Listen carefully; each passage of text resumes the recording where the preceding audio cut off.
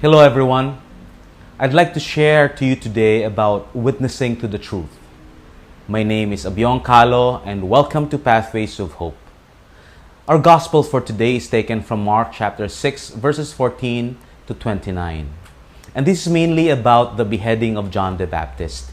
But it all started with Herod being confused who this Jesus Christ is. He was so confused because others would say that it's Eli'jah or one of the prophets of old. And they also thought that he was John the Baptist brought back to life. And he knew that he beheaded John the Baptist. And the rest of the story was about how John was beheaded.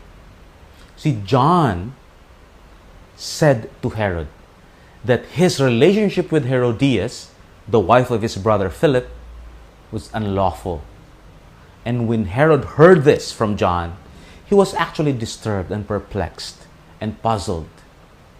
But he liked listening to John. So he kept John.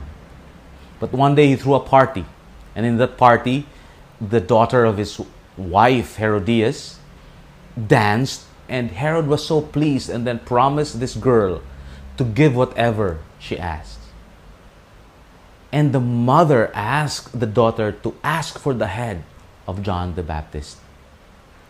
Herod was perplexed. Herod was so sorry to hear about the request. But because Herod wanted to save his face, he decided to give in to the request and gave the head of John the Baptist. What can we learn from this gospel?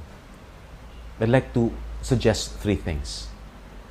First is that there's an importance for us to preach the truth, to witness to the truth, to proclaim the truth, especially in these darkened times, even if it will cost us our life. That's what John the Baptist did. He saw something was wrong. He proclaimed the truth. And so I pray, my dear friends, my dear brothers and sisters, that we will find courage, that God will pour out His grace upon us, that we might not be afraid to preach and to proclaim the truth. The second thing is for us to rely on the power of that truth. You see, even though Herod was tyrant and kind of evil, when he heard John, it disturbed him. In fact, he found beauty in the words of John. He liked listening to John. You see, even the hardest of hearts, the Word of God can penetrate. So let's rely on the power of the Word of God, the power of the good news. And that should also give us the confidence to speak of the truth, to speak of the gospel, especially during these times. The third, actually, is to pray that the people, when they hear the truth, they may not harden their hearts, that they may not be so concerned with what others would say, that they might turn to the Lord.